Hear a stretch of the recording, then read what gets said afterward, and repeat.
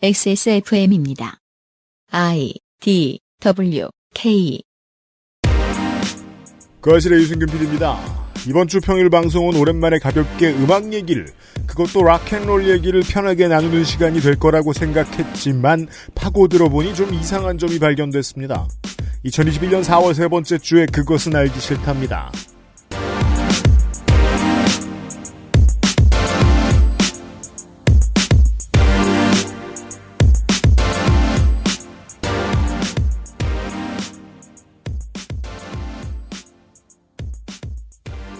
한 주 잘 지내셨습니까? 지구상의 청취자 여러분, 그것은 알기 싫다 409회 목요일 순서를 시작하지요.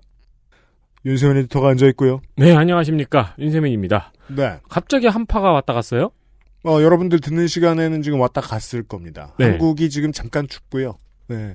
그 외에는 나쁜, 이게 무슨 사만사온처럼 먼지가 심한 날과 좋은 날이 왔다 갔다 하고 있어요. 네. 네. 그래야 소중한 줄 알죠. 날씨 좋은 혹은 약간 추운 밤에 오들오들 떨면서 청설모와 함께 원고를 쓴 손희상 선생님도 옆에 앉아 있습니다. 안녕하세요. 손희상입니다. 청설모는 왜 이렇게 살이 많이 쪘어요? 있으면은 계속 먹여가지고. 이 동물 확대범. 싸우시면 청설모가 이길 것 같더라고요. 청설모가 저희 집에 에어컨 실외기 앞에다가 네.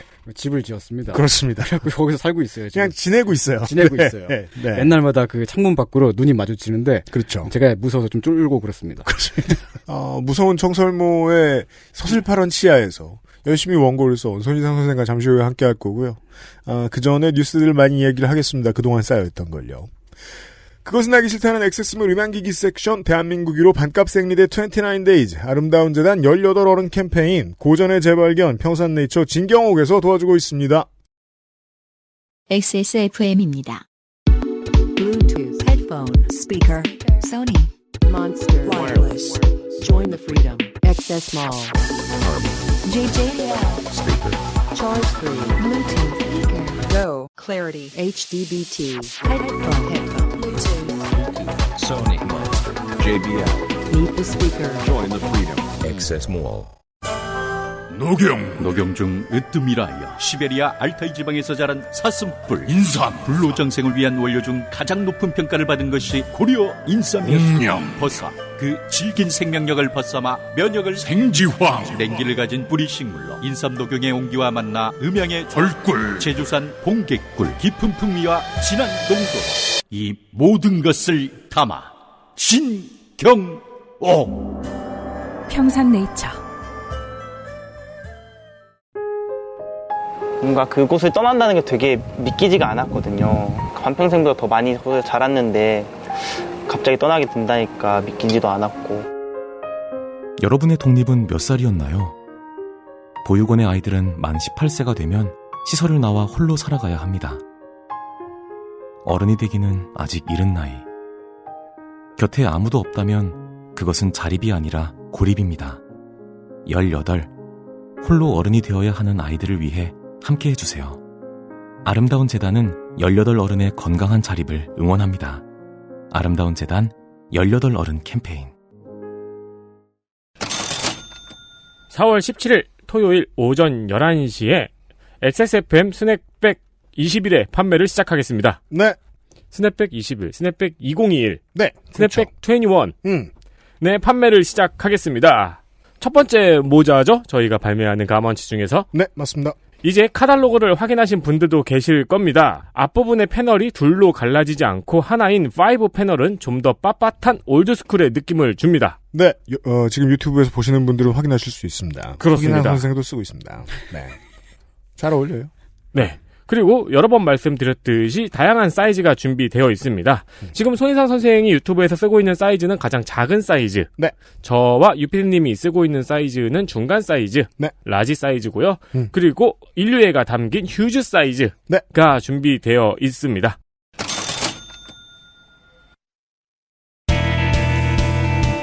뉴스 라운드업. History in the making.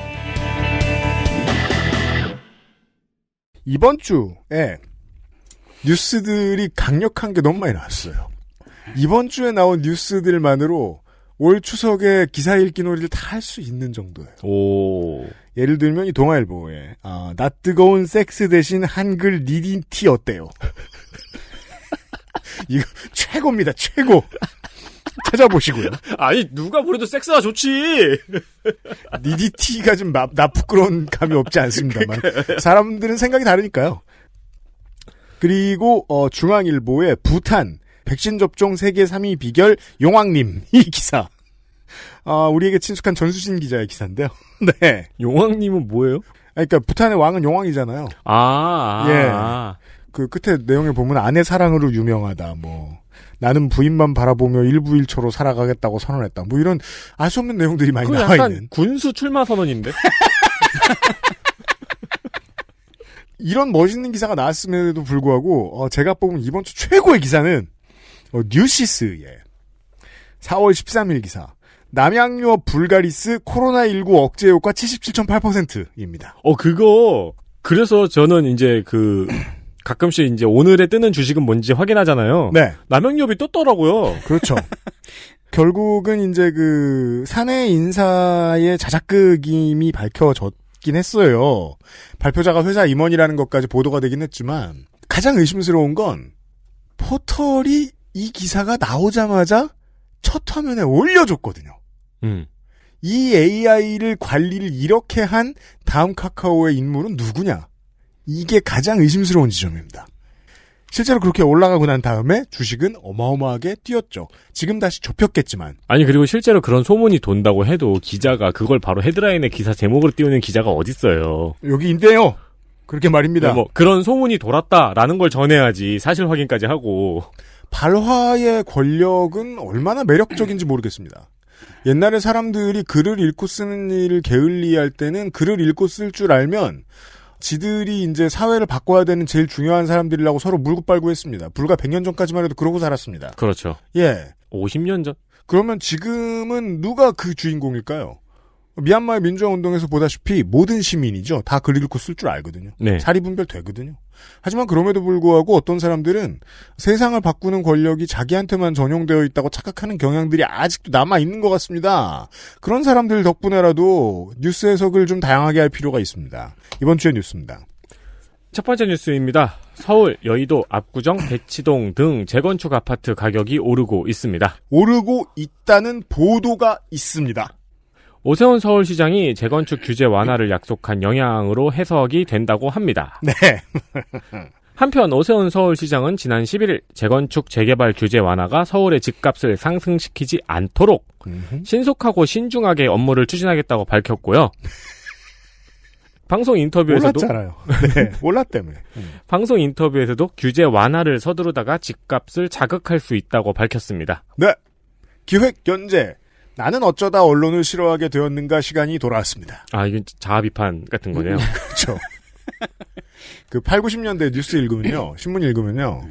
파업하고 민주화운동하고 막 이럴 때부터 신문의 기사를 읽으면 기소랑 구형이랑 판결을 구분 안 하고 논조가 같았어요. 지금도 그래요. 선생 기억나세요, 그런 거?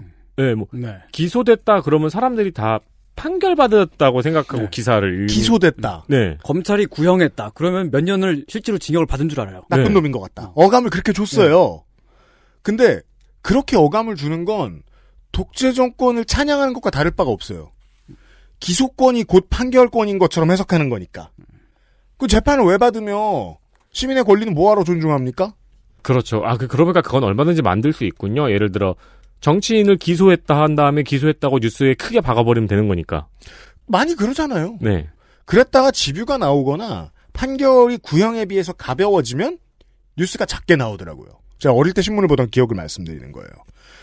집에서 보던 신문이 조선이나 동아였기 때문일 수도 있어요. 자전거도 주고 문상도 주고 그랬으니까. 이게 기소가 됐댄다, 수사를 어떻게 하나 보자라고 하든가, 아니면 구형이 나왔댄다, 너무 무겁다, 재판부는 어떻게 볼지 보자. 이 정도 여론이 형성되는 사회가 된 게 그렇게까지 오래되지 않았습니다. 네. 에디터가 설명해드린 대로. 언론이 조금만 사리 깊은 움직임을 보여줬더라도 이렇게까지 사회 전체의 이해가 늦지 않았을 문제죠. 부동산에 대해서도 이런 오해가 있습니다. 지금 혼재되는 단어는 다음과 같습니다. 호가, 최고가, 평균거래가, 신고가. 신발 생각나네요. 그렇게 설명드릴게요. 그리고 거래량. 네. 이 개념을 일부러 혼재시키고 있어요. 호가가 올랐다. 그럼 이건 뭐죠? 의미가 없거나 사기꾼이 낀 겁니다. 노표 부르는 놈이 나타났다. 우리가 막히는 간선로에서 뻥튀기를 1,000만 원에 파는 분이 나타났어. 호가가 1,000만 원이잖아요. 그 부르는 값은요, 누가 사지 않으면 가상의 값이잖아요.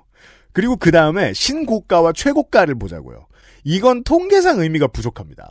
어쩌다가 소위 흑우가 나타나서 네. 1,000만 원 주고 사. 그렇죠. 그 뻥튀기를 1,000만 원 주고 산 거예요. 이 언론을 보니까 영끌을 해서 뻥튀기를 사야 된다던데 이번에 비싸 보여도 사야지 해서 호가에 준하게 비싸게 어떤 사람이 나타났다고 치죠. 산 사람이. 근데 그게 사상 가장 높은 가격이야. 네. 평생 뻥튀기를 팔았지만 1,000만 원에 처음 팔아봤다. 그럼 이건 신고가죠. 네. 주식시장처럼 연간 가장 높은 가격이야. 그러면 이것을 52주 신고가라고 부르죠. 그게 신고가의 의미죠. 문제는 주식시장은 하루에 수천 수억 주가 하나의 주식을 중심으로도 거래되잖아요. 그렇지만 아파트는 그 호구 하나 빼곤 6개월간 거래가 되지 않았을 경우도 있죠. 네. 그리고 마지막으로 거래됐을 때는 가장 낮은 신저가로 사간 똑똑이가 있을 수 있죠. 그러니까 원래값 500원. 네. 예, 1,000만 원 말고. 네. 아니, 훔쳤어. 그렇죠. 차가 갑자기 빨리 가기 시작해. 네. 스네치. 이렇게 차갔어. 신저가죠, 그게. 52주. 그 상황을 같이 보지 않으면 사기꾼의 메시지입니다. 호가가 올랐다는 말은 의미가 없거나 정말 나쁘고요. 신고가 거래가 있었다고 말하면 그동안 다른 거래가 있었는지, 얼마나 있었는지, 얼마에 있었는지 찾아봐야 한다는 겁니다. 사람이 똑똑하면요, 그래픽카드나 스니커 거래시장에도 이건 다 기본적으로 합니다. 나 앞에 사간 사람 얼마에 사갔지? 나 앞에 사간 10명은 얼마에 사갔지? 그리고 그 사람들은 한 달 동안 있던 거야? 한 달 동안 그 거래를 한 거야? 아니면 1년 동안 거래를 한 거야? 아니면 10분 동안 거래를 한 거야? 이거 다 본다고요. 안 그러면 호구 잡히니까. 네.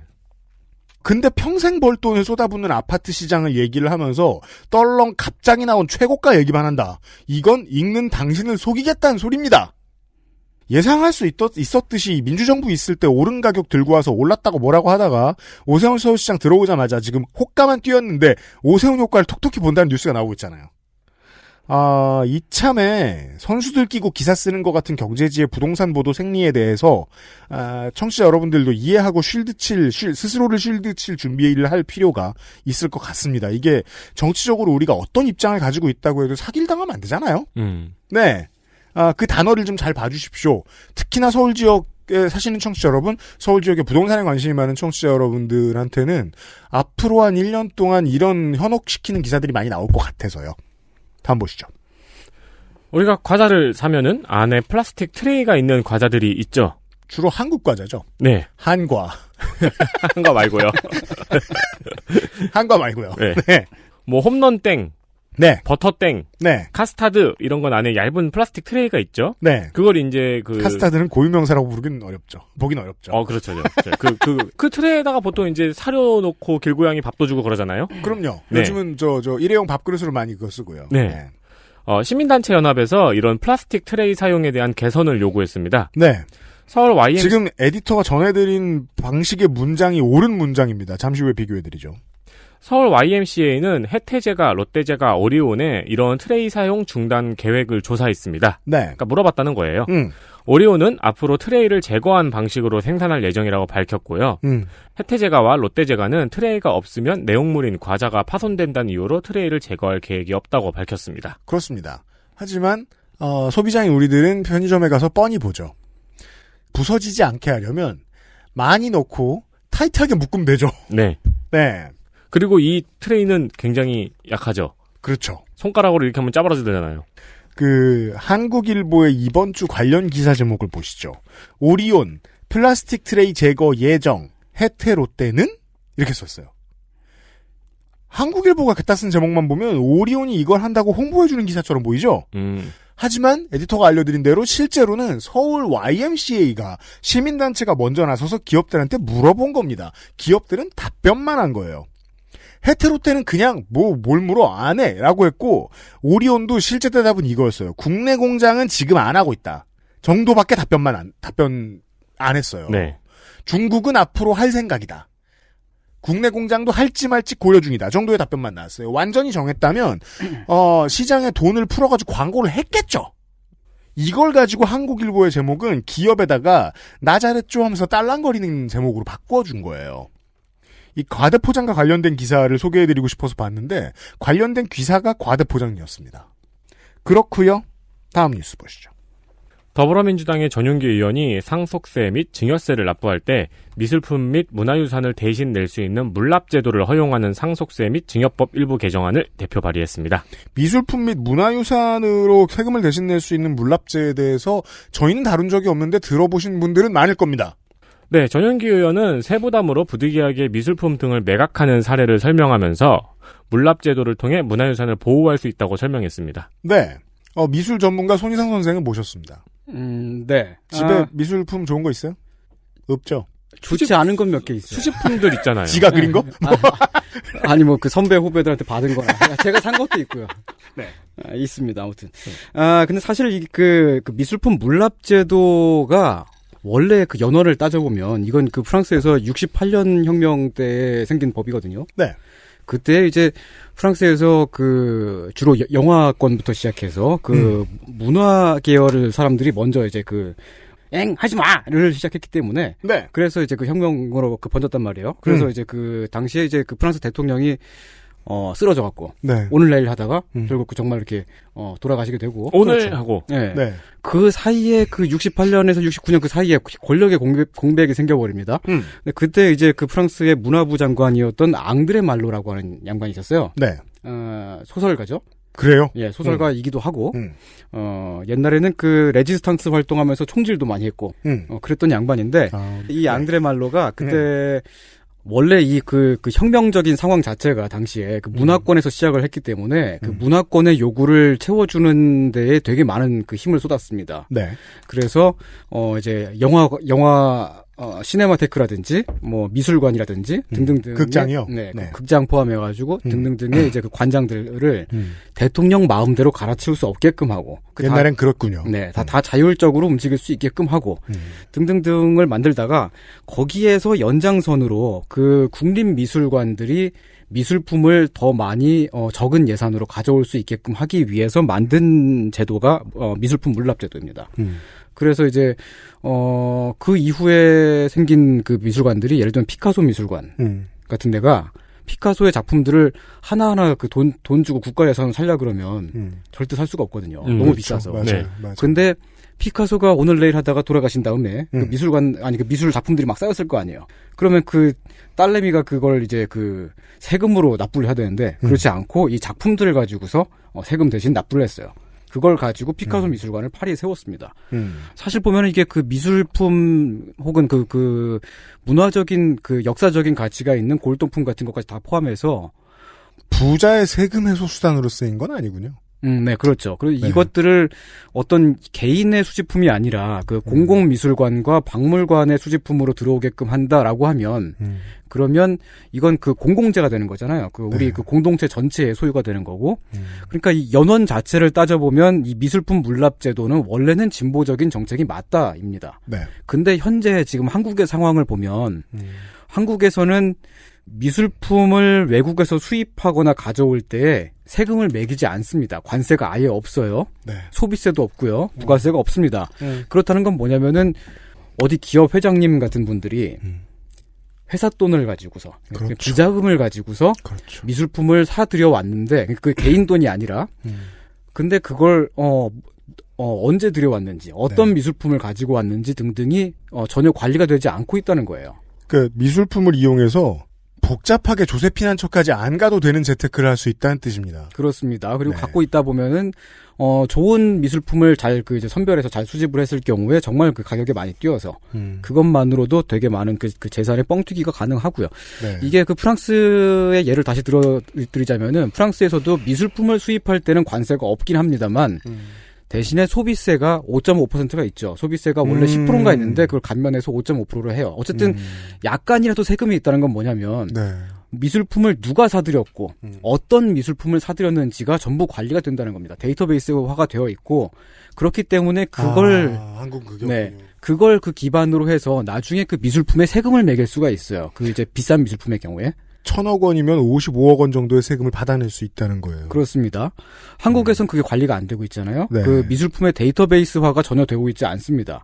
이런 상황에서 그 미술품 물납을 먼저 시행을 해버릴 경우에 어떤 단점이 생기냐면 그 미술품의 가격을 책정을 해야 될 거 아니에요. 그러니까 그 세금 대신 받을 수 있잖아요. 네, 제가 아까 말씀드린 대로 호가로 하면 안 되고 네. 중간 거래가 어느 정도 합리적인 선을 찾아내야 돼요. 네. 그 작업을 하자면 인프라가 필요해요. 그렇습니다. 근데 그걸 공식력 있는 기관이 해야 하는데 그런 기관이 지금 없습니다. 검찰 있잖아요. 그 가짜도 진짜라고 얘기하는.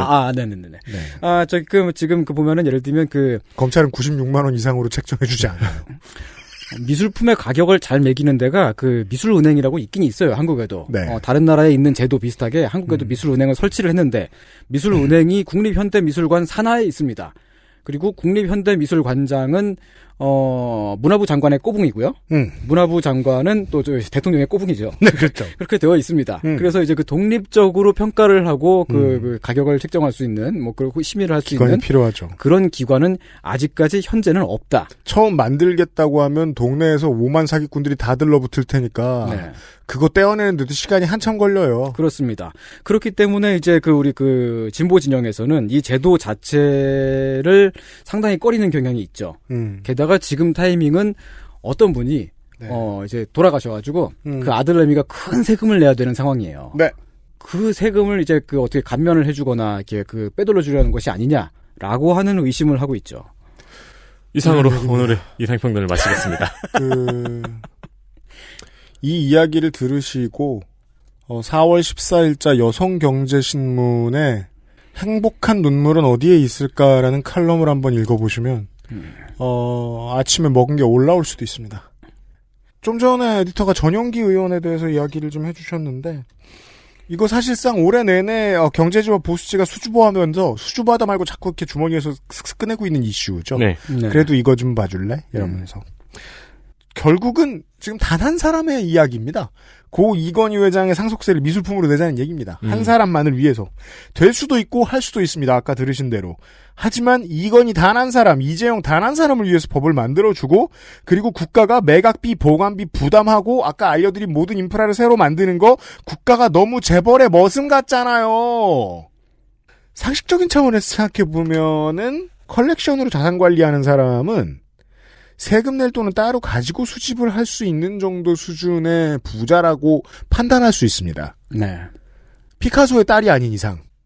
시민은 그래야 돼요. 가난하니까 난 예술품밖에 없어. 그건 헛소리입니다. 아마 그럴 거예요. 여기 있긴 한데요. 그리고 그 예술품도 본인을 부자로 만들어주진 못해요. 그렇죠. 청설모가 부자가 되죠. 예. 지금 이 물납제가 필요하다고 주장하는 사람, 그 메신저 누구냐? 이걸 보시면 여당 내에서 야당은 생각할 것도 없고요. 여당 내에서 삼성에 발목 잡힌 사람이 누구인지 리트머스지처럼 파악할 수 있습니다. 작년 말에는 이광재 의원이 이거 대표 발의 한번 했었습니다. 그런데 이번에는 문재인 캠프 대학생 본부장 했던 가장 젊은 국회의원이 나섰네요. 이 가장 젊은 국회의원이 이런 법안이나 대표 발의하는 주제에 당의 개혁적인 쇄신을 요구하는 메시지를 내는 게 타당한지도 저는 잘 모르겠습니다. 전용기 의원의 지난 1년간의 의정활동 내용 제가 관심을 가지고 좀 지켜봤는데 포퓰리즘의 외피를 둘러쓰고 있는 것 때문이기도 합니다만 여러모로 바른정당계 의원들하고 색채가 아주 가까워 보이는 캐릭터입니다. 관심 가지고 보신다면 제가 드렸던 말씀을 이해하실 수 있을 겁니다. 그 외에도 이건희 컬렉션으로 검색을 하시면은요 많은 뜻있는 분들의 컬럼을 만나실 수 있습니다. 그러고 보니까요, 이건희 회장은 클래식카를 많이 갖고 있었잖아요. 그렇죠. 그건 자동차세만 내면 될까요? 그게 문제예요. 이것도 그 미술품하고 비슷하게 볼 수 있는데 네. 미국은 자동차 문명과 함께 커온 나라예요. 네. 그래서 자동차를 가지고 있고 자동차를 소유하고 관리하고 바라보는 시선이 한국이랑 엄청 달라요. 클래식카 시장이 엄청나게 활성화돼 있죠. 네. 고쳐 쓰는 게 너무 힘든 옛날 60년대산 차를 2천만 원, 3천만 원을 더 주고 번쩍하게 고쳐도 여전히 신차에 비해 기능이 한참 떨어지거든요. 그럼에도 불구하고 그걸 고쳐주는 시장, 고친 걸 사는 시장, 광택 내주는 시장, 경매 시장, 그 경매하는 물건을 찾아보고 가치를 판단해주는 사람들의 시장, 이런 것들이 넓게 형성돼 있어요. 미국은 자동차의 나라니까. 아, 가격이 자동적으로 형성이 되는군요. 호가가 있고 고가가 있고 최고가가 있고 신고가가 있고 평균 거래가가 있는 거예요. 69 쉐비, 네. 73 노바 이런 것에 대해서. 심지어 얼마 전에 뉴스 보니까 그 모델 T도 고쳐가지고 운전했더라고요. 하지만 80년대 초반에 나온 포니 픽업은 그냥 1000cc 세금을 냅니다. 이게 한국이에요. 인프라를 만들어야죠. 클래식카에 대한 인프라가 형성이 돼 있어야 되고. 그러니까 사회의 합의라는 게 그렇게 복잡한 거예요. 사회의 합의가 들어가려면 클래식카의 경우에는 클래식카를 좋아하는 덕후가 겁나 늘어나야 되고요. 네. 그걸로 쏟아져 들어오는 시장이 생겨야 되고요. 돈이 쏟아져 들어오는. 그리고 그것 때문에 세금이라도 몇 번 내본 경험이 있어야 돼요. 미술품에 대해 그런 거 없잖아요. 작가들이 그림을 열심히 그리다가 그 생산하고 그러다가 그 돌아가시잖아요. 그러면 그 수많은 그 예술 작품들에도 그 상속세가 붙어요. 붙긴 네. 붙습니다. 그러면 그걸 그 현금으로 낼 수 없는 그 이제 자녀들이 네. 어떻게 할 수가 없잖아요. 그렇죠. 그런 경우에 실제로 그래서 지금 아버지 지금 그 화가분의 이름을 제가 갑자기 기억이 안 나는데 돌아가시고 나서 그 상속세가 한 45억 정도 나왔어요. 그 자녀들한테. 네. 그걸 다 낼 수가 없어서 그 아버지의 작품들을 전부 기증을 했는데 어디 재단인가 그에다가. 네. 근데 그 재단이 그 미술 작품을 또 이제 아름아름 팔아버려가지고 지금 소송 중인 데가 있습니다. 네. 뭐 하여튼 그러니까 그 작가들을 생산하는 그 화가들을 위해서라도 이 제도 자체는 필요하고 이 법 자체는 언젠가는 들여놔야 될 것인데 근데 그 전에 필요한 장치들이 있다는 거죠. 그렇습니다. 쪽팔립니다. 한 회가 나올 뻔했네요. 진짜 쪽팔립니다. 예. 이 합리성을 이유로 꼭 이 한 사람이 필요할 때 이렇게 발벗고 나서야 되느냐. 라는 질문 돌려주고 싶습니다. 다음 보시죠. 미얀마 청년이 종이 박스에 쓴 피켓이 전 세계에 보도되고 있습니다. 네. 피켓의 내용은 70일 동안 700명밖에 죽지 않았다. 유엔은 천천히 하라. 우리는 여전히 수백만 명이 남아있다는 내용입니다. 그렇습니다. 미얀마의 사태에 유엔을 비롯한 국제사회가 개입하지 않고 있다는 것을 역설로 비판한 문구입니다. 맞습니다. 유엔 안보리 상임이사국 중에서 미얀마의 개입을 반대하고 있는 나라는 중국과 러시아인데요. 네. 이에 따라 미얀마 내에서는 반중 시위는 물론이고 국제사회에서도 눈치를 주고 있습니다. 그렇습니다. 네, 그런 거 신경 안 쓰는 나라라는 거는 지난주에 아저씨가 설명을 해줬죠. 맞습니다. 이것을 소위 보호책임 R2P라고 합니다. 네. 군대와 경찰 조직이 무너져서 혹은 다른 어떠한 공적 조직이 무너져서 자국민을 보호할 능력을 잃고 혼란에 빠진 국가나 조직을 국가에 준하는 어떤 테리토리를 설정하는 단어죠. 이것은 이 실패한 국가라는 단어도 보호책임이라는 단어도 쓸 수 있는 능력을 가지고 있는 조직이 있습니다. 국제 조직이에요. 실제로 이 실패한 국가가 나타났다고 하면 시민을 국제조직이 보호해야 한다고 해서 보호책임을 발동시키는 경우들이 있습니다. 유엔은 그 문제에 대해서 북한 인권 문제와 이 보호책임 R2P를 이야기하기도 합니다. 네. 하지만 더 직접적으로 뭐 쓰일 때도 있어요. 뭐 콩고민주공화국의 사례라든가. 최근엔 또 언제 나왔는지 제가 기억은 나지 않는데. 그 문제를 호소하는데 아주 잘 쓰였고요. 다른 어떤 것보다도 이 고개가 숙여지는 측면은 미얀마의 2021 민주화 운동은 SNS의 역사상 가장 숭고한 활용의 사례입니다. 처음에 다들 피켓 들고 와서 농담 같은 거 할 때만 해도 정말로 이렇게 많은 시민들이 목숨을 걸고 끝까지 투쟁할 거라고는 생각 못했습니다. 지난달 당시에 이런 이야기를 많이 다녔죠. 우리 세대는 다를 것이다. 우리 세대를 건드린 건 너희들의 잘못이다. 정말이지 지금까지 미얀마 시민들은 증명해주고 있습니다. 다음 보시죠. 영국이 지난 12일 코로나19 제3차 봉쇄 조치를 풀었습니다. 락다운을 방금 풀었습니다.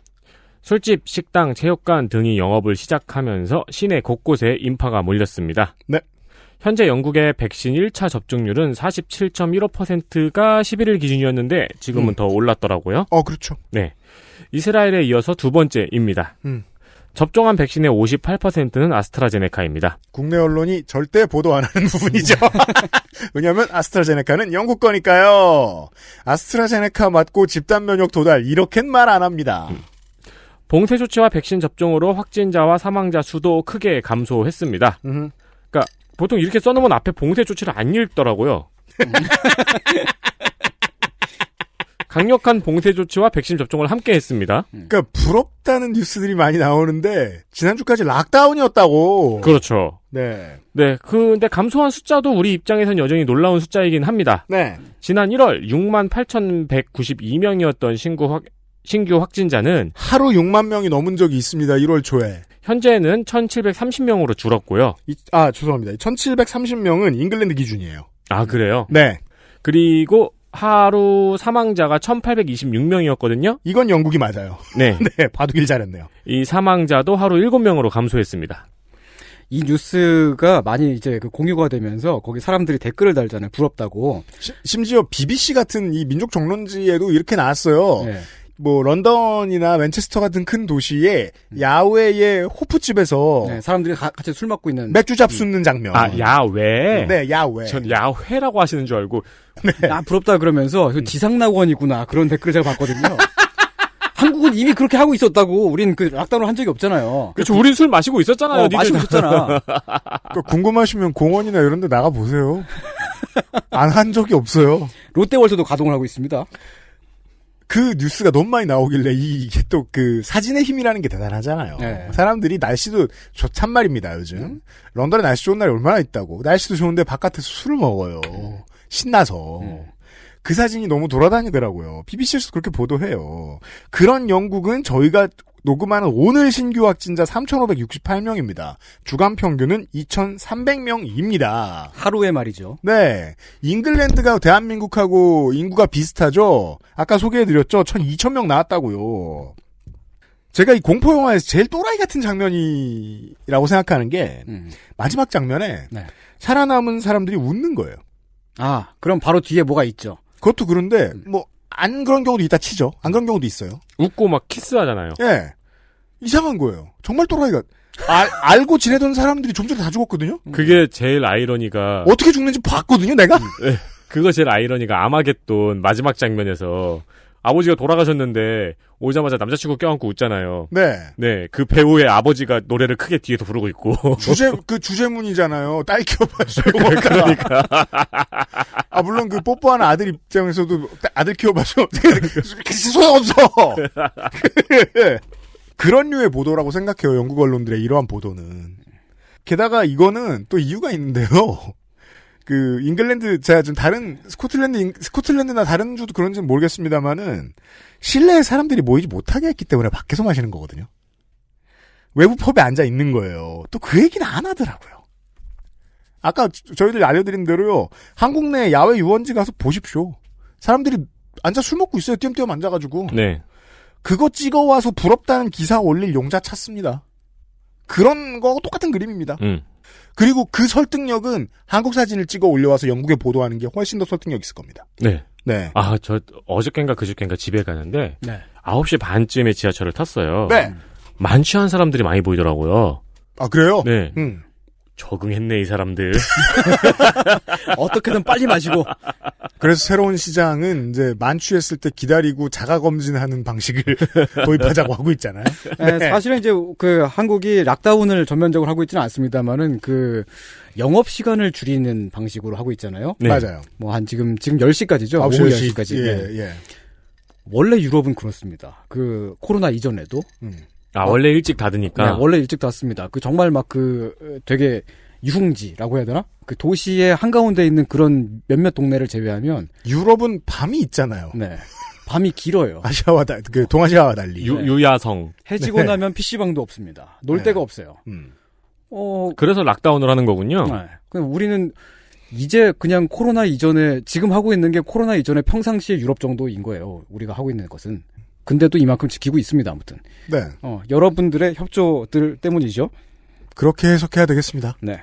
알아두시면 좋을 이야기 마지막 뉴스 준비했습니다. 간만에 뉴스 얘기한다고 겁나 떠드네요, 오늘. 네. 네, 스포츠 서울을 인수한 서울 STV의 김상혁 회장이 기자에게 승진 조건으로 노조를 탈퇴해달라고 제안했습니다. 그러니까 승진을 시켜줄 테니까 노조를 탈퇴해라. 그렇죠. 네. 노조를 탈퇴하면 승진을 해주겠다. 시켜주겠다. 민주노총 언론노조 스포츠 서울 지부가 밝힌 바에 따르면요. 부장시켜줄 테니 노조 탈퇴해라. 노조하는 직원은 껄끄럽다. 부서장이 노조에 가입하는 것은 회사에 대한 예의가 아니다. 라고 발언했습니다. 네. 노조는 김 회장을 부당노동 행위로 서울지방고용노동청에 고소했습니다. 그렇습니다. 서울신문하고 같이 투자해서 만들어낸 STV라는 그 채널이 있습니다. 여기가 스포츠 서울을 인수를 했어요. 근데 이게 무슨 소리냐면 인수할 때는 처음에 그렇게 얘기했거든요. 이런 경우들이 되게 많아서 다른 회사들도 참고가 되실 것 같아요. 인수를 논의할 때 합의서를 쓰는 경우가 많아요. 네. 향후 몇 년 동안 고용을 보장하겠다. 보통 고용 보장에 대한 게 이제 인수할 때도 중요한 키죠. 그런 다음에 인수하고 다 잘라요. 그래도 돼요? 어떻게 할 수 있을까요? 명의를 바꾸죠. 간단합니다. 그러면은 그 합의서에 써진 이름과 자른 사람의 이름이 다르니까? 새 기업을 만듭니다. 너무 간단해서 경영자들 입장에서는 안 할 수 없을 정도로 매력이 있어요. 이게 무슨 뜻? 법을 어기기가 너무 쉽기 때문에 법이 헐렁한 게 문제라는 소리예요. 그러니까 기업을 인수할 때 인수할 기업의 노조 없으면 노동자 대표를 만나긴 만납니다. 고용보장 합의 웬만하면 다 해요. 그리고 구조조정을 할 수 있는 이유는 회사의 대표를 바꾸고 사명을 바꾸고 인수하는 회사를 새로 만들고 다른 여러 가지 방식을 쓸 수 있다는 겁니다. 네. 네. 빠져나갈 방법이 너무 많습니다. 쉽게 말해 합의서 쓴 주체하고 다른 주체가 인수하게 만들면 그만입니다. 하지만 주식이 누구 건지는 자본주의 사회에서 문제가 될 건 없잖아요. 기업 경영의 구조조정은 있을 수 있습니다. 저는 그렇게 생각하는 사람입니다. 그렇지만 거짓말은 하면 안 되죠. 그렇게 필요하면. 노동자 대표 등 활동가 여러분들이 회사가 명의 안 받거나 감시하는 시스템 같은 게 중요합니다. 지금 당장은 법을 이렇게 만들어주는 국회의원도 없고 하니까 정당도 없고 하니까 말이죠. 지분을 어느 정도 가지고 있는 주체가 얼만큼 책임지게 하자든가 하는 방식으로 그 노무사들을 많이 데려다가 머리를 한번 쥐어짜보는 게 필요합니다. 인수 단계에 있는 직원 여러분들, 노동자 대표나 아니면 노조의 활동가 여러분들이 이 문제를 많이 고민해 보셔야 됩니다. 처음에 합의서 쓸 때 잘 써야 됩니다. 생활 정보까지 알려드린 뉴스 시간이었습니다. 와, 지금까지 뉴스 라운드업 했던 것 중에 제일 길게 했네요. 그렇죠. 네. 이번 회를 마치겠습니다. 그러니까 말이에요. 네. 있잖아요. 맹이 짧아요. XSFM입니다. 다른 제품과 원료를 비교해보세요. 다른 제품과 다려낸 방식을 비교해보세요. 진짜가 만든 진짜. 고전의 재발견. 진경옥. 평산네이처. Y존, 바디워시만으로 괜찮을까요? 괜찮지 않아요. 무엇보다 산도 유지가 중요하거든요. pH 5.0 약산성, 4가지 유산균 함유에 EWG 그린 등급까지, 알러젠 프리와 무자극 인증으로 어떤 피부에도 사용 가능한 여성 청결제. 오늘부터 Y존 케어는 29days 블라썸 케어 포밍 클렌저. 소중한 사람들, 소중한 당신에겐 29days. Bluetooth, headphone, Monster, Sony, Zabra, wireless. Join the freedom. Access Mall. 홀로 어른이 되어야 하는 아이들을 위해 함께 해주세요. 아름다운 재단은 18 어른의 건강한 자립을 응원합니다. 아름다운 재단 18 어른 캠페인.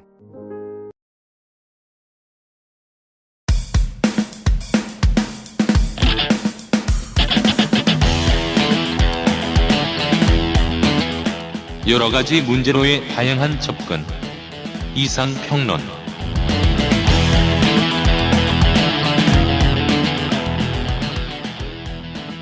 2021년 봄의 이상평론입니다. 자, 오늘은 반년 전부터 하려고 그랬는데. 그랬었어요? 네. 그랬죠. 이 얘기를 너무 하고 싶었어요. 네. 네. 반년 전부터 닥달을 하더라고요. 맞아요. 오늘의 이상평론은, 내일까지죠. 오늘 내일의 이상평론은 한 기타리스트와 그의 밴드에 관한 이야기입니다. 락앤롤에 대한 이야기입니다. 네. 예전에 펑크 얘기를 했더니 반응이 좋았어요. 네. 네. 그랬나요? 오늘은 락앤롤. 네. 락앤롤 중에서도 저는 얼터너티브 락 그런지 전성시대의 아이입니다. 펄젠과 너바나의 시대를 살았죠. 저의 앞세대는 글램 메탈의 세대입니다. 네. 단어 정리를 잘해야 돼요. 오늘의 주제와도 맞닿는 이야기를 하나 하겠습니다. 본조비나 네. 본조비 아세요, 청취자 여러분? 저기 타투로 유명하죠? 존 보비 타투로. 존 보비라고 잘못된 타투를 한 사람이 있습니다.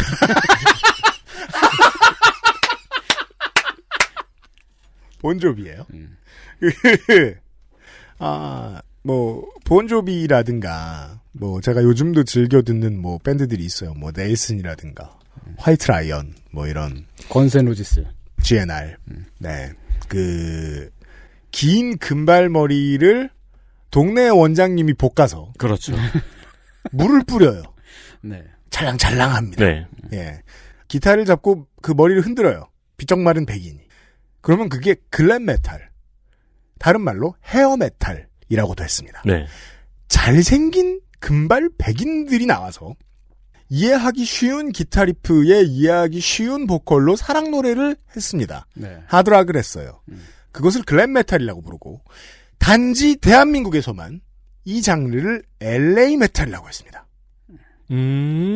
왜 그런 오해가 생겼는지, 귤이 회수를 건너 왜 오렌지가 되었는지 전 잘 모릅니다. 아, 그 LA 메탈이 우리나라에만 있는 말이에요? 고유의 우리말입니다. 아, 그래요? 네.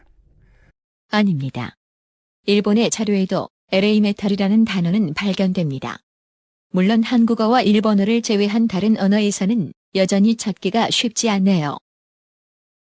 LA 갈비는 네. LA 거가 아니죠. 횡축갈비입니다. LA 거가 아니에요? 횡축이 LA예요. 속았어. 미국 LA와 관련이 없죠. 네, LA 음식은 북창동 순두부죠. 그렇군요. LA 메탈이라는 단어가 맞는 말인 줄 알았어요.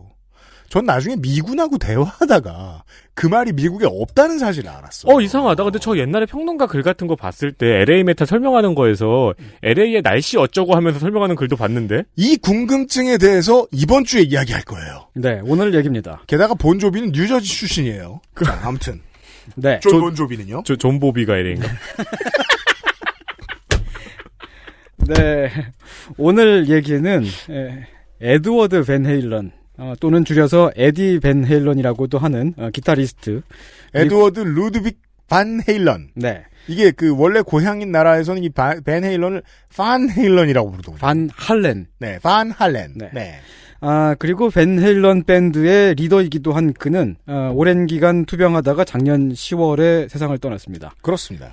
음악 잡지 롤링스톤은 곧장 특집호를 발행했는데 거기 나온 그 기사를 보면 에디 밴 헤일런을 일컬어서 로큰롤 역사상 최고의 기타리스트 중에 한 명.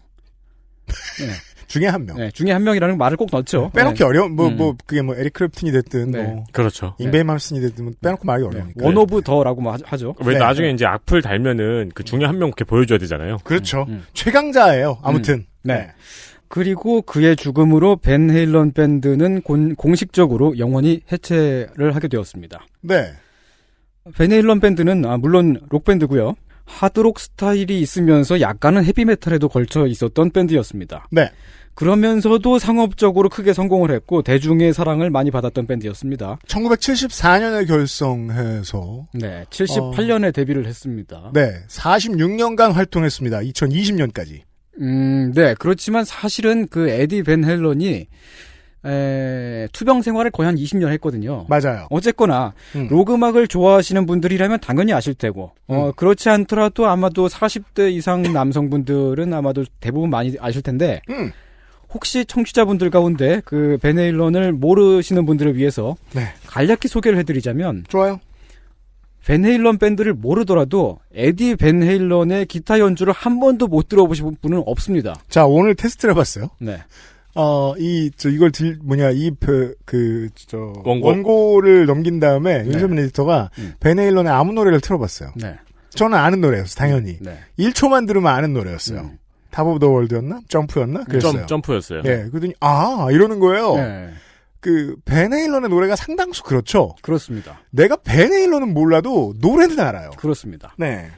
거기다가 이제 자기 노래가 아닌데도 굉장히 유명한 노래에 기타를 또 많이 쳤었어요. 맞습니다. 예, 그냥 유명한 가수였던 마이클 잭슨을 전 세계적인 대중문화 아이콘으로 만든 노래가 있잖아요. 비릿. 비릿. 네. 비릿. 비릿. 네. 그건 뭐 수산물 시장의 노래입니까? 비릿. 네. 이 비릿 노래에 나오는 기타 연주가 바로 에디 벤 헤일런의 연주였습니다. 그렇습니다. 네. 두루두루두 두루두뚜 딱 이 부분 말고요. 이게 대본에 두루두루두 써 있어가지고 이렇게 써 있으면은 아무나 막 뚜루루루 이렇게 읽어도 되는 거죠. 근데 이거 맞추는 거 유명한 거 있잖아요. 네이버에 쿵쿵딱 뭐예요? 물어보면 다 그렇죠. 하더라고. 리얼 라큐입니다. 네.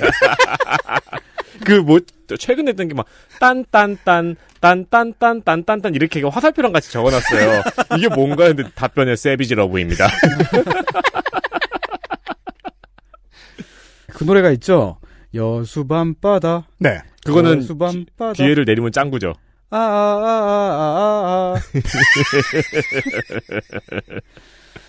네. 어쨌든 비릿 노래에서 중간에 굉장히 빠른 속주 연주가 나옵니다. 기타를 네, 굉장히 그렇죠. 빨리 연주하는 걸 속주라고 말을 하는데, 네. 그 솔로 연주가 벤 헤일런의 연주였습니다. 기타리스트, 네. 이제 그의 이후에 기타를 배우게 된 거의 모든 전 세계의 애호가들은 에디 벤 헤일런의 후학일지도 모릅니다. 네. 이 빠른 아르페지오를 공부할 때는 말이죠. 적어도. 그렇습니다. 그 방법을 정립시켜 놓은 인물입니다. 그렇습니다. 기타리스트 에디 벤 헤일런은 1970년대 초반부터 밴드 활동을 했고요. 네. 이 벤 헤일런도 72년부터 결성을 하기로 했다고 하죠. 네. 처음에는 밴드 이름이 달랐는데, 아마 74년부터 벤 헤일런이라는 밴드 이름을 만들어서, 여느 록밴드들이 그렇듯이 처음에는 소규모 클럽을 전전했습니다. 네. 그러다가 78년도에 1집을 냈는데, 데뷔를 하자마자 빌보드 19위에 오르면서 아이돌 그룹만큼이나 흥행을 했습니다. 록밴드가 록음악 차트가 아니라 전체 차트에서 순위권에 드는 거는 지금도 그렇지만 그 시대에도 드문 일이었습니다. 그렇습니다. 예, 지금은 말이죠. BTS가 빌보드 1위 찍고 그러니까 네. 우리 한국 사람들이 빌보드가 별거 아닌 줄 알아요. 만만한 줄 알아요. 사실 근데 엄청난 거거든요. 어마어마한 거예요. 사실 지금이야 그게 뭐 BTS가 됐든 배드버니가 됐든 비영어권의 스타들의 장악력이 너무 커졌기 때문에 이런 그렇죠. 말도 안 되는 시기가 왔기 때문에 그런 건데 원래 그냥 전쟁이 끝난 이후 20세기의 음악 흥행이라는 건 그냥 알파벳권 뮤지션들이 먹고 노는 곳이었고요. 네. 전 세계적인 영향력을 갖고 있었죠. 그리고 21세기 들어와서는 전에 제가 나성인하고도 얘기했습니다만 힙합이 곧 팝이라는 단어와 혼재되게 되는 시대가 왔잖아요. 지금은 다 힙합이니까. 네. 그런데 80년대 90년대만 해도 미국에서는 락이 팝이었습니다. 그렇습니다. 그 시대를 만들어 놓은 인물 중 하나죠. 그 전까지는 락밴드로 메인스트림 차트에 진입한다는 게 정말 어려운 일이었습니다. 네. 19위만 찍었어도 전 세계에 그때 있었던 그 수많은 뮤지션들 가운데 손꼽히는 거물이 됐다는 거잖아요. 20위권 안에 드는. 데뷔하자마자. 네. 그리고 벤 헤일런은 80년대 중반까지 전성기를 구가합니다. 여느 록밴드는 누리지 못하는 대단한 영광을 누렸고요. 지금은 로큰롤 명예의 전당에 들어가 누워 있습니다. 그렇습니다. 꼭 그냥 있다 그래요. 네, 있습니다. 들어 누워 있어? 네. 표현이 좀 이상하네요. 네. 그런데 말입니다. 당시에 음악 비평가들은 벤 헤일런을 굉장히 부정적으로 평가를 했었어요. 아주 싫어했습니다. 네. 다르게 말해 깔봤습니다. 네. 특히 1집이 나왔을 때 그랬는데 음악 잡지 롤링스톤은 좀 전에도 설명을 했었죠. 그때 롤링스톤은 벤 헤일런을 가리켜서 수액 넘치는 외모, 외향적인 페르소나에 의존하는 밴드라고 평가를 했고. 야, 이걸 이렇게 어렵게 하네요. 네. 더 나아가서는 3년만 지나면 뚱뚱해지고 역겨워질 거다. 이건 또 이렇게 쉽게 하네요. 네. 그러니까요. 그 롤링스톤즈 기자가 그 칼럼니스트가 피자라도 사서 보내줬나요? 록밴드 뭐 먹여줄 것도 아니면서 뭐 이런 걸 가지고 토핑 잔뜩 해가지고 그러니까 내가 3년 동안 보낼 테니 역겨워질 것. 네. 머리 길고 찰랑찰랑하고 쫄바지 입고 다니는 록밴드에 대한 이미지가 이런 거였다는 얘기죠. 맞아요. 그냥 되게 좀 섹스 어필하는 그런 이미지. 그리고 그 막 기타 연주도 하고 그러는데 우통을 벗고 해요. 막 네, 셔츠를 그렇죠. 입고 있는데 완전 벗지는 않지만은 이 가슴이 보여요. 어쨌든 언제나 헤어메탈의 정석이죠. 헤어메탈은 비주얼을 만들어냈어요. 메탈 네. 밴드, 락 밴드에. 네. 깡마른 백인 잘생긴 애들이 나와가지고 벗고. 그리고 땀을 흘리고. 바지가 딱 붙어 있는데 바지가 붙고. 참고로 베네일런 1집은 1000만 장이 넘게 팔렸습니다. 네. 1집만 놓고 보면 말이죠. 셉타이틀 벤 헤일런입니다. 네. 1집 1000만 장. 네. 한 해에 그렇게 팔린 건 아니고 지금까지 누적돼가지고 팔린 게 그랬는데 네. 그 당시에도 아마 그 첫 해에 100만 장 넘게 팔렸을 거예요. 네. 록음악 역사를 다 통틀어서 가장 큰 성공을 거둔 데뷔작 중에 하나입니다. 그렇습니다. 네. 평단의 반응과 대중의 선택이 극단적으로 갈렸다는 것이지요.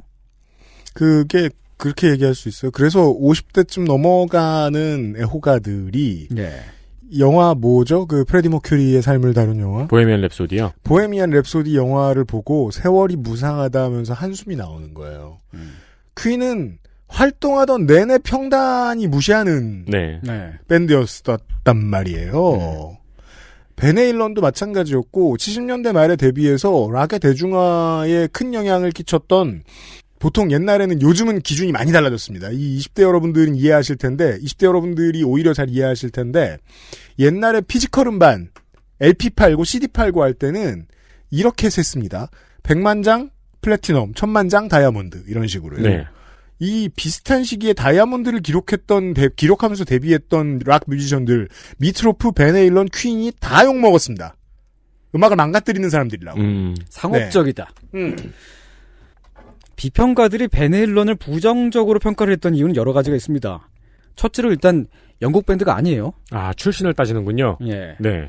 롤링스톤지가 미국 잡지인데도 불구하고 그 록음악의 역사적인 맥락 같은 것을 영국에서부터 찾는 경향이 많이 있었고 그 영국 음악 특히 그 록음악 같은 경우는 영국 음악을 지적이고 품위 있는 음악처럼 취급하는 경향이 있었습니다. 우리나라 지성과는 반대로 또 딴 데서 온 사람을 더 좋아하네요. 둘째로 음악이 괜찮긴 괜찮은데 하드록도 아니고 메탈도 아니고 어중간한 것이 또 멜로디는 또 좋아요. 대중적이에요. 그게 마음에 안 든 거예요. 그렇습니다. 전문가들은. 그리고 셋째로 기타를 잘 치긴 잘 치는데 이상하게 쳐요. 이게 마음에 안 들었던 거예요. 네, 그래요. 이 세 가지를 가지고 음악 잡지 롤링스톤은 한 단어로 표현을 했습니다. 비정통. 그렇습니다. 네, 정통이 아니란 거죠. 그러니까 이게 좀 의역인데 언컨벤셔널. 네. 요즘은 언컨벤셔널이라는 단어를 평론가들이 그렇게까지 나쁜 뜻으로는 안 쓰는데 8, 90년대만 해도 락 음악에 대해서 언컨벤셔널이라고 했으면 이건 쓰레기라는 표현에 다를 바가 없어요. 2단. 작아. 2단이다. 맞아요. 신천지 취급했어요. 네, 그렇습니다. 네. 정통 록밴드라고 하면 영국 밴드들이죠. 이제 레드 제플린, 블랙 사바스 등등처럼 록음악의 역사적인 맥락 안에 있고 하드록을 하든 메탈을 하든 정확하게 그 장르를 해먹고 있는 밴드를 해먹는다는 표현이 좀 약간 이상하네요. 그러니까 캐릭터가 분명한 밴드. 네. 그런 밴드를 정통 밴드라고 했죠. 그러면 에디 벤 헤일런이 기타를 잘 치긴 치는데 이상하게 쳤다라고 하는 건 무슨 말이냐면 기타라고 하는 악기는 말이죠. 크게 두 부분으로 나뉘어 있습니다. 그렇습니다. 한쪽은 길쭉한 부분이 있고요. 네, 큰 놈. 긴 놈. 긴 놈. 네. 프렛보드. 네. 그리고 한쪽은 덩어리가 있습니다. 그렇죠. 덩어리. 크고 아름다운 부분이 있습니다. 그렇죠. 네. 어쿠스틱 기타는 크고 아름다운 부분에 빵꾸가 뚫려 있습니다. 그렇죠. 클래식 기타도 그렇고요. 네. 그리고 길쭉한 부분에서 크고 아름다운 부분에 그 빵꾸 있는 데 사이로 이렇게 그 기타 줄이 걸려 있을 거 아니에요. 줄이 있죠. 네. 그러면 왼손으로 길쭉한 부분을 잡아요. 보통 오른손잡이는요. 네. 네. 그리고 오른손으로 크고 아름다운 부분을 칩니다. 그렇죠. 그럼 소리가 나. 네. 이게 원래 정상적인 기타 연주 방법인데요. 네. 벤 헤일런은 양손으로 길쭉한 부분에 줄을 직접 찍어서 소리를 냈습니다. 따다다다다다 하는 소리만 들렸을 거예요. 만약에 음악 소리를 듣지 않았다면. 근데 그렇게 들리죠. 네. 네. 프렛보드에 양손을 놓고 치는 아르페지오입니다. 네. 그럼 음악 비평가는 뭘 하는 사람이냐 하면은 그건 뭐야? 궁금해요. 아, 기타에 대한 설명에 이어서 이제 음악 비평가에 대한. 왜냐면 그 당시 비평을 보고 있으면 이 새끼 뭐 하는 새끼야라는 생각이 절로 들기 때문입니다. 뭐 크고 아름다운 부분과 길쭉한 부분으로 있다든가. 70년대 그때에도 여러 기타리스트들이 있었을 거 아니에요. 네. 그 중에서 누가 기타를 제일 잘 치느냐, 누가 기타를 제일 빠른 속도로 치느냐, 그런 걸 놓고 배틀을 뜨잖아요. 그렇죠. 그럼 그 중에서 세계 3대리 기타리스트가 누군지 정해주는 사람을 가리켜서 음악 비평가 라고 제가 그렇게 부른다는 게 아닙니다. 그때는 그랬습니다. 예, 어떤 사람들이 그렇게 부른다고요. 정확한 구분입니다. 네, 일부 비평가들을 그렇게 부른다고요. 하여간 그 베네일런이라는 사람이 갑자기 어디서 툭 튀어나와가지고 갑자기 치트키를 써가지고 이상하게 기타를 치는 거예요. 그렇죠. 그러면은 그 이전에 그 세계 3대 기타리스트 이런 걸 정해줬던 그 비평가들이 있을 거 아니에요. 바보가 되죠. 이상하잖아요. 네. 뭐가 돼. 그래서 화를 냈다. 좋은 작품을 만들었는데 혹평을 받았던 그 시대의 아티스트가 왜 그렇게 되었는가의 배경을 보려면 비평가의 입장을 얼마나 애매하게 만들었는가를 보시면 돼요. 그렇습니다. 그러면 비평가들은 단체로 화를 냅니다. 우리를 애매하게 만들어 이렇게 화를 내지 않아요. 어떻게 된다고? 뚱뚱해지고 역겨워질 것이다. 페르소나에 의존한다. 이런 식으로 다른 말을 막 지어냅니다. 네. 메모만 잘생겼네. 네. 평가할 방법이 없다는 얘기를 그런 식으로 하는 거군요. 네. 맞아요. 기타를 손으로 직접 찍어서 소리를 내는 방법을, 그 기법을 태핑이라고 합니다. 네. 요즘에는 왜 오디션 프로그램 같은 거 보면은 기타 메고 나온 참가자들이 태핑하는 모습이 자주 보이더라고요. 그렇습니다. 네. 지금은 되게 대중적이고 흔해졌죠. 흔합니다. 네. 조혜련 씨의 태보하고는 관련이 없습니다. 그건 태보잉입니다. 네. 잉은 왜 붙어요? 태보를 하면. ING. 태보잉. 태보가 아닙니다. 근데 지금은 태핑이 멀쩡한 기타 연주법이 됐는데 베네일런 때만 하더라도 그걸 이빨로 기타 줄을 뜯어서 소리를 내는 것만큼이나 괴상했던 정상적인 연주가 아닌 퍼포먼스 취급이었습니다. 지금은 이제 대중음악에서 상당히 보편화가 됐고요. 근데 이 태핑이라고 하는 기술이 사실은 말이죠. 원래는 클래식 음악에서 나왔습니다. 아, 그랬다더군요. 원래 있던 거예요. 예. 19세기 초반에 살았던 파가니니라는 사람이 있죠. 네. 파가니니까지 올라가야 됩니까? 예, 파가니니. 작곡가가 있는데 원래는 또 바이올린 연주자이기도 했어요. 기똥차게 잘 쳤습니다. 앞니마에 탈모가 많이 있었던 사람이고요. 그렇고요. 예. 파가니니는 지금도 음대에 다니는 바이올린 전공자들을 좌절에 빠뜨리는 빌런인데요. 그렇죠. 지금도 그 여시오 전당 앞에 가보면 그런 이름을 가진 뭐 커피숍 같은 게 있긴 있습니다. 있습니다. 파가니니요? 아니면 그 커피숍 이름이 음대에 다니는 사람을 좌절에 빠뜨리는 커피숍. 그렇지 않은 이상은 그 커피숍은 벤헤일러일 테니까. 네. 피콜로 파가니니의 이름을 딴. 네. 근데 이 양반이 옛날에 바이올린을 원래 바이올린 연주는 활로 비벼서 소리를 내잖아요. 켠다고 하나? 비빈다. 근데 그렇게 하지 않고 손으로 직접 그 바이올린 줄을 누르거나 튕겨서 소리를 내는 연주법을 만들었어요. 그걸 파가니니가 처음 한 거예요? 파가니니가 처음이라고 하는 게 일단 그게 이제 공식적으로는 그렇고 정설이고. 네. 아닐 수 있겠죠. 그 이전에 그 떠돌이 집시 음악가들이 그런 식으로 바이올린을 쳤다라고 하는 썰이 있어요. 쳐봤겠죠, 사람들이. 근데 그거를 파가니니가 보고서, 이제 그 정통 음악 안에서 그걸 구현을 했다라는 것이죠.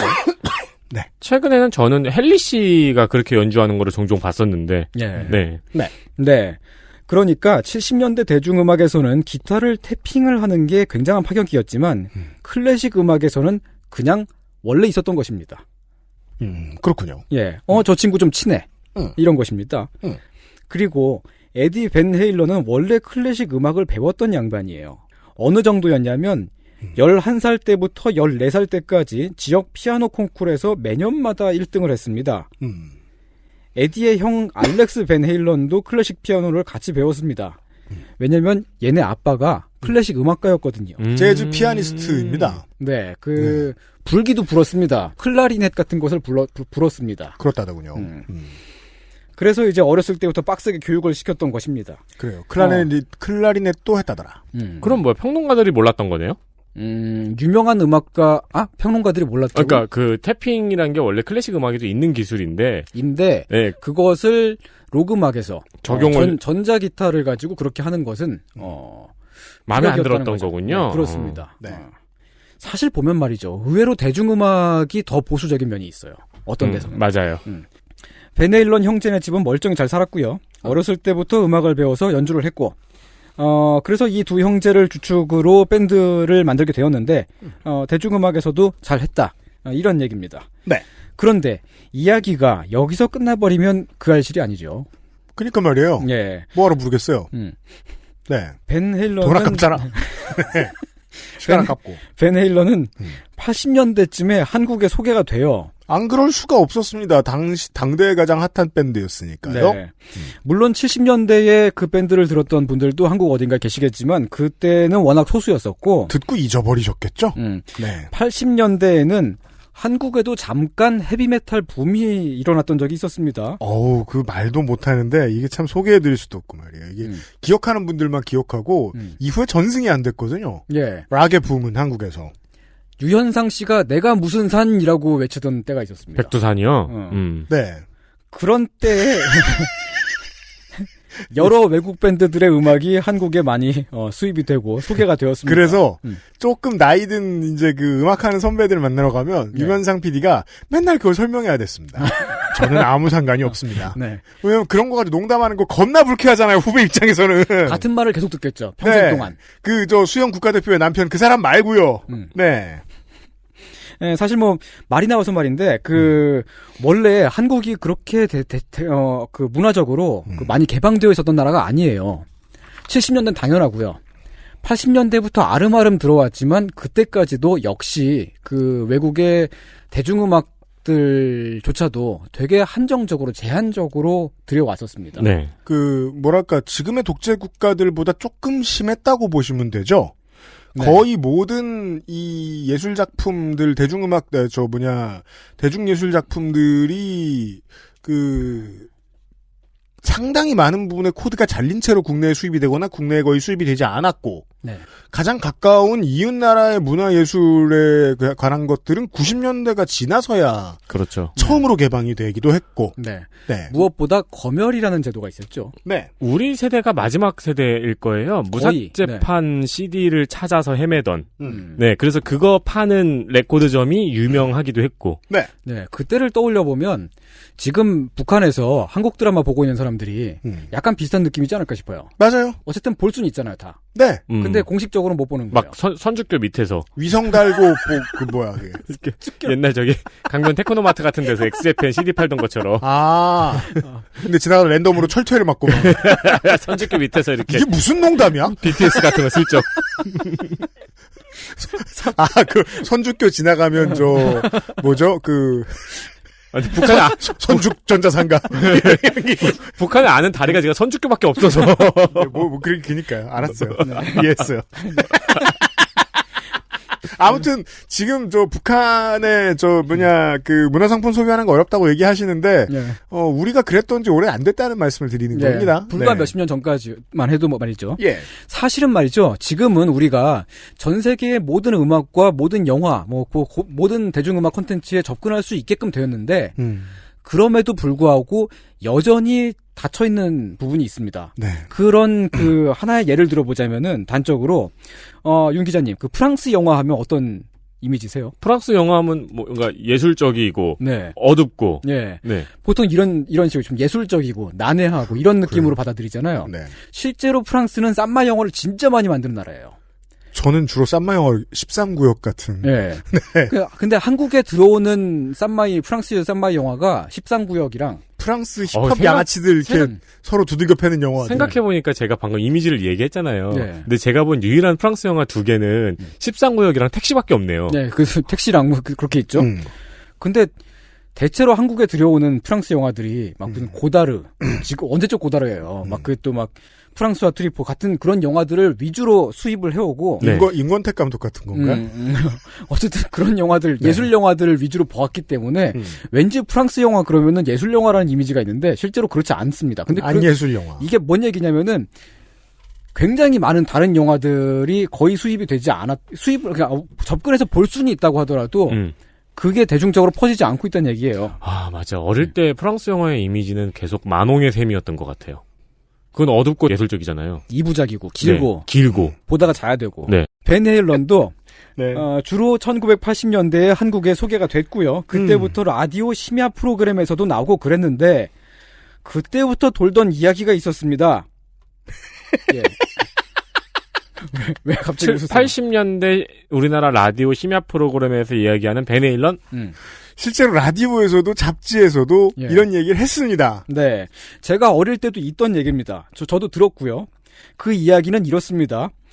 네덜란드 출신의 벤 헤일런 형제는 부모와의 불화로 집을 뛰쳐나와서 헤엄을 쳐서 미국에 미립국을 해서 지금 장군님 온갖 고생을 하다가 우연히 불량배 데이비드를 만나서 밴드를 만들었다는 거예요. 불량배라는 설명은 정확히 무슨 이야기인가요?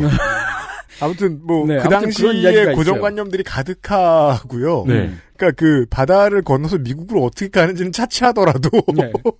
너무 이상한 얘기예요. 이 서사의 얼개가 이렇게 있죠. 1. 부모와의 불화. 그렇죠. 가출. 그리고 2. 미국에 미립국을 했다. 불법 이민자라는 얘기죠. 네. 3. 온갖 고생을 하면서 컸다. 그리고 4. 밴드 멤버들이 불량배. 제가 이 이야기를 아직도 기억하고 있는 이유가 뭐냐면요. 다른 건 다 그러려니 하겠는데 네. 헤엄을 쳐서 미립국을 했다고 하잖아요. 그러면은요. 어디서? 네덜란드에서. 유일한 가능성은 네덜란드에서 예. 철의 장막을 지나 소련으로 지나갑니다. 그래서 오미야콘입니까? 오이미야콘입니까? 그 이제 시베리아를 지나서 지구는 둥그니까 그 네. 위쪽은 좀 가까우니까요. 밑으로 수에즈 운하로 안 가고요. 아무튼 수영을 해서 가야 되니까 유라시아 대륙을 지난 다음에 알래스카로 건너가야 된단 말이에요. 연어들을 따라서. 이게 그 사이에 안 죽었으면 네덜란드에서 미국 사이에는 아쿠아맨이지 그게. 네. 대서양이라고 하는 큰 바다가 있잖아요. 빠지면 죽어요. 그렇죠. 이쪽으로 가죠. 네. 제가 그 얘기를 처음 들었던 응애 나 애기 시절에도 네. 저는 이렇게 생각을 했습니다. 그 큰 바다를 어떻게 건넜을까? 아니 그러면은 밴드나 하고 있을 사람이 아니죠. 고 조오련 선생보다 훨씬 잘한다는 건데. 조오련 선생도 대서양을 건너지 못합니다. 보통 당연합니다. 그 사람은 못 건너요. 보통 채널 해협에서 그 1년에 한 번인가 정도 수영대회 하잖아요. 네. 영국에서 프랑스로 건너가는 거 하잖아요. 그게 뭐 33km인가 그렇다 그래요. 근데 울릉도에서 독도 가는 게 50km가 넘는다고 하죠. 그렇습니다. 조오련 3부자가 그걸 건넌 적이 있습니다. 그래서 뭐 나중에 저 대한해협 건너는 걸 기획하다가 돌아가셨다고 하는데 네. 그러니까 50km가 맥시멈이라고 대서양 같은 소리 하고 있어. 어린 시절에 저는 이것을 어떻게 건넜을까라는 의구심을 품고 있었고. 자, 그러면 그 당시의 정치 상황상 소련으로 안 간다고 생각해 보죠. 그럼 이제 네덜란드 사람이니까 원래 네. 네덜란드에서 암스테르담 앞바다를 출발해서 그렇죠. 런던으로 가요. 네. 그다음에 거기도 이제 헤엄쳐서 거기 이제 뭐 거기서 알바를 하면서 아일랜드로 또 헤엄쳐서 가요. 그 다음에 아일랜드에서 가장 가까운 땅으로 가려면 아이슬란드로 가야 되거든요. 중간에 페로 제도가 있어요. 오케이. 그래서 이제 만약에 쉬는 데가 있구나. 아이슬란드에서 얼어 죽지 않았다. 그럼 또 그린란드로 올라갑니다. 근데 그 위쪽으로 올라가면 북쪽은 그 바다가 가까워지긴 가까워지는데 대신 춥잖아요. 그렇죠. 그렇죠. 거기서 얼어 죽지 않았다면 그린란드에서 레브라도 회를 통해서 미국 대륙으로 갈 수 있습니다. 물론 캐나다에 먼저 도착하고요. 뉴펀들란드 레브라도로 들어갈 수 있어요. 네. 진짜 어렵게 간다. 탈북하시는 분들보다 훨씬 빡세네요. 그래서 제가 이제 어렸을 때 생각했을 때, 그러니까 아무리 논리적으로 설명이 안 되니까, 네. 제가 내렸던 결론은 이겁니다. 일단 배를 타고 미국 근처까지 간 다음에, 배에서 바다에 뛰어내려서 헤엄을 쳐서 미국에 미립국을 했구나. 항구에서 잡힐까봐. 항구에서 잡힐까봐. 네. 였습니다. 네. 근데 사실은 말이죠. 이 서사가 전부 뻥이거든요. 이게 웃기죠. 네. 이 미친 선배들이 다 그런 거야 하고 떠들고 있으면 똑똑한 후배들이 아직 머리가 말랑말랑하니까 똑똑한 후배들이 그 뭔 소리야 이러면서 손희상 선생처럼 이해를 하는 거예요. 배에서 뛰어내렸나 봐. 그냥은 살아남을 수 없을 테니까. 예. XSFM입니다. 아직도 생리대 유목민? 어떤 생리대를 써야 할지 불안하신가요? 100% 유기농, 발암물질 유해 성분 불검출. 어떠한 피부에도 자극 없이 안전하게. 무화학 수압 가공. 100% 국내 생산. 믿을 수 있는 생리대. 소중한 사람들, 소중한 당신에겐 29데이즈 유기농 리얼 코튼 울트라 슬림. 두 번째 짧은 광고. 29데이즈는 2020년 한 해에만 중형 2250팩, 대형 2572팩 이상의 유기농 생리대를 기부했습니다.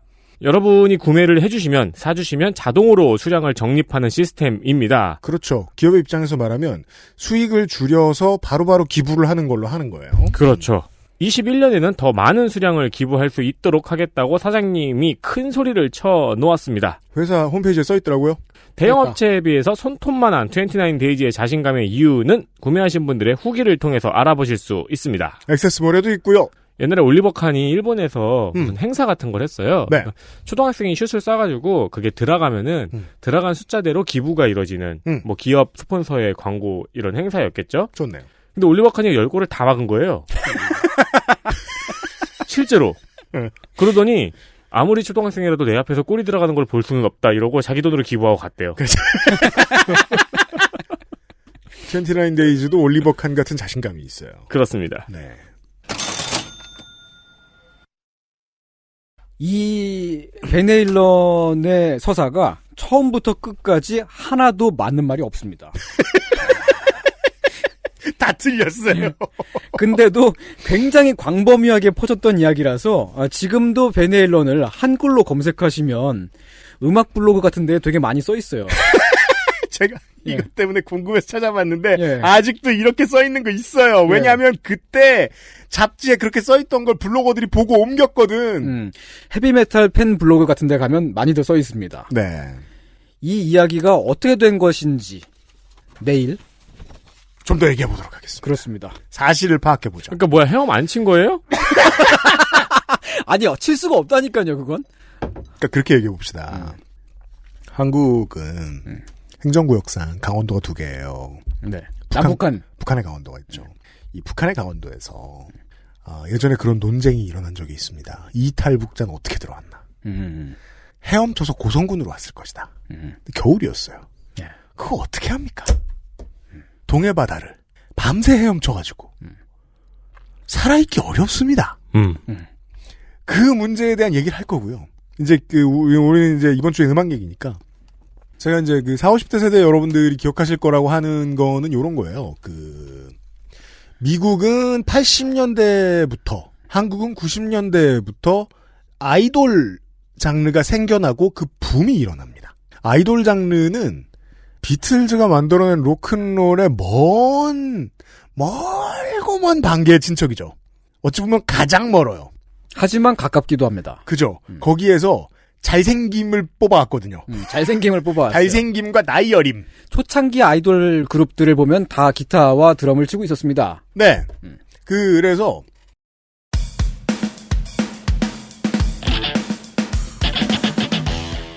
뉴키즈 온 더 블락의 직계 후손들이 등장하기 전까지 잘생겨서 소비하고 싶은 아티스트의 자리를 맡고 있었던 것은 헤어메탈 밴드의 멤버들이었습니다. 헤어며? 헤어메탈. 하지만 에디 베네일러는 헤어메탈. 아니 근데 그럼 미리국 사실은 아니라고 치면 이건 뭐 내일 할 얘기지만 LA 뒷골목에서 모진 고생을 했다 그러네요. 그것도 내일 시간에 얘기를 더 해볼게. 아무튼 그래서 80년대의 아이돌의 역할을 국내에서도 이 헤어메탈, 글램메탈 밴드들이 담당하고 있던 시절에 많은 추억을 선사했던 밴드의 이야기입니다. 문제는 스타가 되고 나면 그가 겪거나 하지도 않은 일들에 대한 이야기들이 너무 많이 퍼진다는 겁니다. 그게 정설이 되는 경우도 너무 많고 네. 그것은 지금 같은 정보의 홍수 시대에도 마찬가지거든요. 네. 실로 대표적인 사례라 이번 주에 소개를 해드립니다. 이상평론으로 내일도 함께하죠. 손희상 선생과 돌아오겠습니다. 유승균 PD하고 윤세민이 들었습니다. 그것은 알기 싫다 409회 금요일 순서에서 뵙죠. 안녕히 계세요. XSFM입니다. I, D, W, K